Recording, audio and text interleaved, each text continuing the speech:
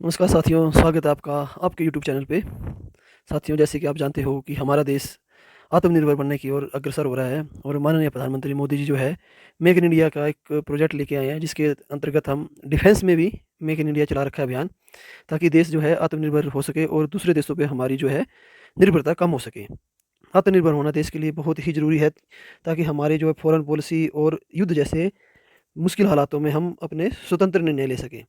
ठीक है साथियों, तो आज हम ऐसे ही एक कंपनी के बारे में डिस्कस करेंगे जो शेयर मार्केट में लिस्टेड भी है और जो मेक इन इंडिया से जुड़ी हुई है, महानर्मदा कंपनी है और जिसका स्टॉक जो है पिछले कुछ समय में काफ़ी ज़्यादा रिटर्न दे चुका है। तो आइए बात करते हैं मझगाँव डॉक शिपयार्ड के बारे में। जैसे कि आप स्क्रीन में देख रहे हैं, मझगाँव डॉक शिपयार्ड का ये कालावेरी सबमरीन का उद्घाटन करने मोदी जी खुद गए थे। इसी स्टॉक के बारे में हम बात करेंगे। साथियों, जैसे कि आप जानते हो कि जब भी आप स्टॉक मार्केट में इन्वेस्ट करें तो किसी भी कंपनी में सिर्फ उसके रिटर्न के बेस पे इन्वेस्ट ना करें। आप देखें कि कंपनी का बिज़नेस कैसा है, कंपनी की फ्यूचर ग्रोथ कैसी है, कंपनी के प्रोडक्ट कैसे हैं, कंपनी के फंडामेंटल कैसे हैं, तभी आप जो है उस स्टॉक में इन्वेस्ट करें या कंपनी में। तो आप देख सकते हैं स्क्रीन में कि मझगाँव डॉक शिप बिल्डर जो है कंपनी किस तरह के अलग-अलग प्रोडक्ट बनाती है। एक नेवल शिप बनाती है, सबमरीन बनाती है, नेवल ऑक्सिलरी वेसल बनाती है। काफ़ी वाइड रेंज है इनके पास प्रोडक्ट की।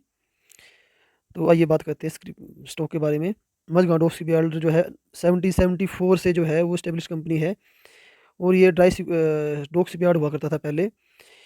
पिछले 1960 से इन्होंने 801 से ज़्यादा जो है वेसल्स को क्रिएट किया हुआ है, जिसमें warship, submarine, cargo, passenger ships, offshore platforms अलग-अलग तरह के जो है कंपनी ने वेसल्स बना के दिए हैं। जिससे कि आप कह सकते हो कि ये जो कंपनी है काफ़ी ज़्यादा स्ट्रॉन्ग फंडामेंटल्स की है और इसका जो है काफ़ी बेहतर बैकअप है इसके पास में, जो बिज़नेस जो है काफ़ी स्ट्रॉन्ग है। ठीक है दोस्तों? देख सकते हैं आप किस तरह के अलग-अलग जो है ये कंपनी प्रोडक्ट बना रही है। अब हम बात करेंगे जब भी किसी कंपनी के बारे में तो उसका रिसेंट जो परफॉर्मेंस है हम हमेशा ध्यान में रखते हुए बात करेंगे कि कंपनी के जो क्वार्टरली जो रिजल्ट है वो किस तरह के आए हुए हैं, अभी जो है रिसेंट समय में किस तरह से बिहेव कर रही है। कोई भी कंपनी जिसका प्रॉफिट को जो फॉलो करेगी तो हमेशा ही जो है वो कंपनी के फ्यूचर में बढ़ने के आसार ज़्यादा होते हैं। आप जानते हो कि बिजनेस जो है हमेशा प्रॉफिट और सेल्स को फॉलो करता है। अगर किसी कंपनी का प्रॉफिट नहीं भी हो रहा है, लगातार नीचे जा रहा है, तो वो कंपनी का स्टॉक भी उसी चीज़ को फॉलो करेगा और अगर उसका प्रॉफिट बढ़ रहा है तो देश-वेर जो है क्या करेगा, वो स्टॉक बढ़ेगा।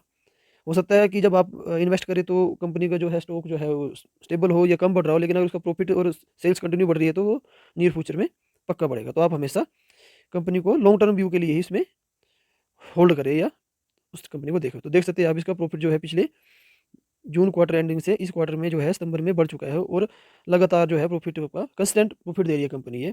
जो बिज़नेस मॉडल है इसका लगातार बढ़ रहा है।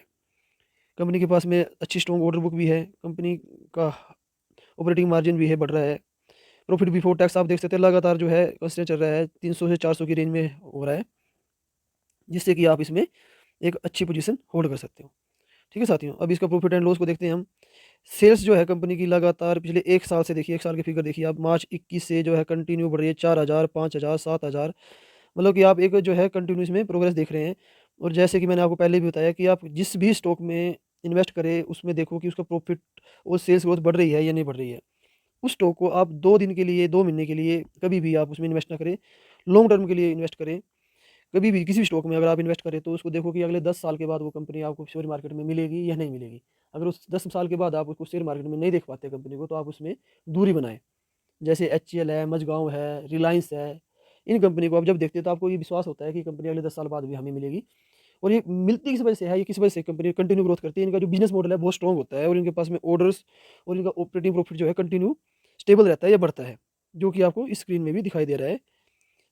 देखिए आप, कंटिन्यू जो है इसका ऑपरेटिंग प्रॉफिट बढ़ रहा है, प्रॉफिट बिफोर टैक्स भी है जो कंटिन्यू एक लगातार मार्जिन से बढ़ रहा है, 600 से 700, 700 से 1400, मतलब क्या है कंपनी पिछले 1 साल में डबल प्रॉफिट कमा चुकी है। ठीक है साथियों, नेट प्रॉफिट भी कंपनी लगातार ग्रो कर रही है। कंपनी का बिज़नेस मॉडल स्ट्रॉन्ग है, कंपनी को विदेशों से ऑर्डर मिल रहे हैं, कंपनी अपना जो काम है वो करके दे रही है, तो जिस वजह से जो है ग्रोथ दिखाई दे रही है हमारे को कंपनी के बिज़नेस में। आगे बात करते हैं शेयर होल्डिंग पैटर्न के बारे में कि जैसे कि आपको पता है जिस भी स्टॉक में रिटेलर्स ज़्यादा होंगे, वो स्टॉक जो है आपका कभी भी डाउन जा सकता है। क्यों? क्योंकि वो जैसे ही कोई मंदी आएगी तो उसमें क्या है, रिटेलर एकदम से भागेंगे, वो स्टॉक को क्रैश कर देते हैं। जबकि जिसमें आपके शेयर होल्डर में प्रमोटर की हिस्सेदारी ज़्यादा होती है, वो स्टॉक हमेशा जो है बढ़ता है। हालाँकि ये कंपनी गवर्नमेंट कंपनी है, महानवरत्न कंपनी है, तो इसमें जो है गवर्नमेंट की हिस्सेदारी जो है 84% है। लेकिन रिसेंट समय में जो है गवर्नमेंट के अलावा जो एफआईआई है वो अपना हिस्सेदारी बढ़ा रही है। जिस तरह आप देख सकते हो 0.4% से ज़्यादा जो है हिस्सेदारी बढ़ाई एफआईआई ने। एफआईआई को भी लगता है कि स्ट्रॉन्ग फ्यूचर है स्टॉक का, कंपनी के फंडामेंटल अच्छे हैं, पब्लिक के पास में कम इन्वेस्टमेंट है। अभी इसके टेक्निकल चार्ट के बारे में बात करते हैं। कंपनी जो है अपने 50 डेज डीएम में और 200 डेज डीएम में से ऊपर ही जो है व्यू कर रही है, ऊपर ही इसका जो है चार्ट जो है बढ़ता जा रहा है, देख सकते हैं अपनी स्क्रीन पे। और पिछले जनवरी 2023 से इसमें जो वॉल्यूम की भरमार है और कंपनी 500 से 2000 रुपये तक का जो है वो टच कर चुकी है, स्टेबल है। और जनवरी 2021 से कंपनी लिस्टेड हुई थी, उससे तो कंपनी ने भर भर के जो है अपना रिटर्न दिया है।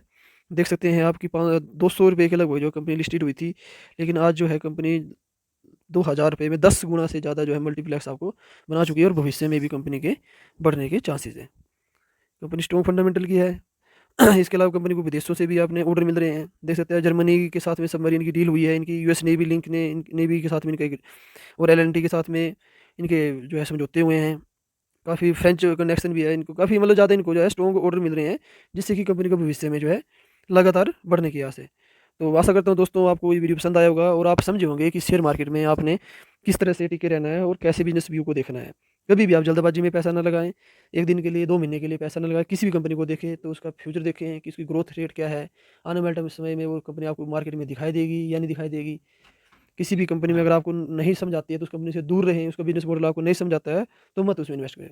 आप उसी कंपनी में इन्वेस्ट करें जिसको आप जानते हो, जिसको आप समझ पाते हो। कोई कंपनी किसी का नहीं जरूरत नहीं है। शेयर मार्केट में 5000 से ज़्यादा कंपनियाँ हैं, बहुत सारी गवर्नमेंट कंपनी है, बहुत सारी प्राइवेट कंपनियाँ हैं, मिनी कंपनी है, माइक्रो कैप से हिसाब से आपके लार्ज कैप कंपनियाँ हैं।